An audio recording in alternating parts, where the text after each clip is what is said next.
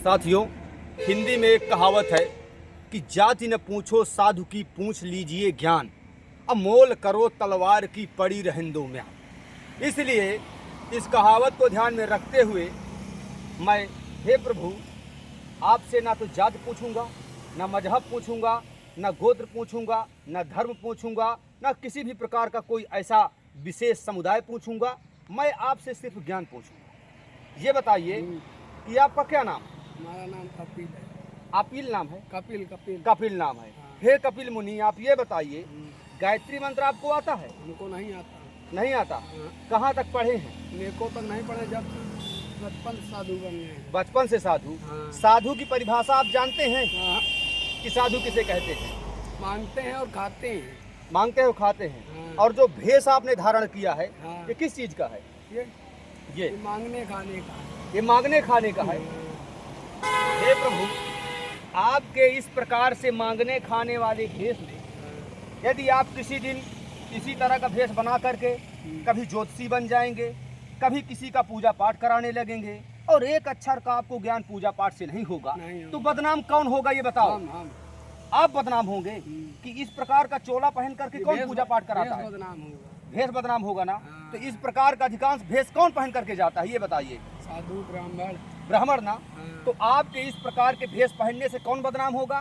ब्राह्मण। ब्राह्मण बदनाम होगा। हाँ। जब इस प्रकार के भेष में आकर के आप ज्योतिष का काम करेंगे, पूजा पाठ का काम करेंगे, तो फिर बदनाम कौन होगा?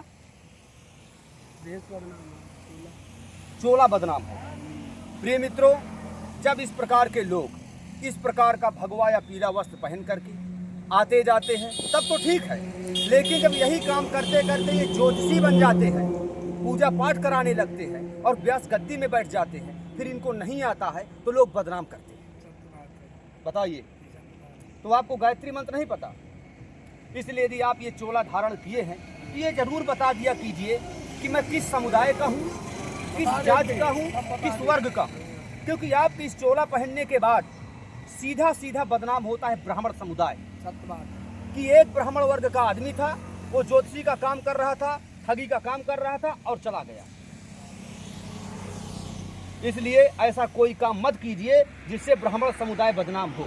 सब बता देते या हैं फिर यहाँ के या फिर आप पूजा पाठ करना चाहते हैं तो पूजा पाठ करिए, ज्योतिष का काम करिए, कर्मकांड करिए, मंदिर की पूजा करिए, हमें कोई आपत्ति नहीं। आप विद्वान हैं, आप मेरे पास आइए, मैं आपसे सत्यनारायण की कथा सुनने के लिए तैयार हूं। लेकिन कब?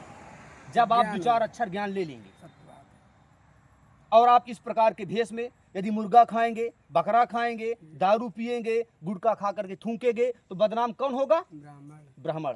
फिर एक बार आप बता दीजिए, आपका क्या नाम है? हमारा कपिल नाम है। कपिल नाम है। हाँ। प्रिय मित्रों, बार बार लोगों का यही मत होता है कि जाति न पूछो साधु की पूछ लीजिए ज्ञान, मोल करो तलवार की पड़ी रहंदो म्यान।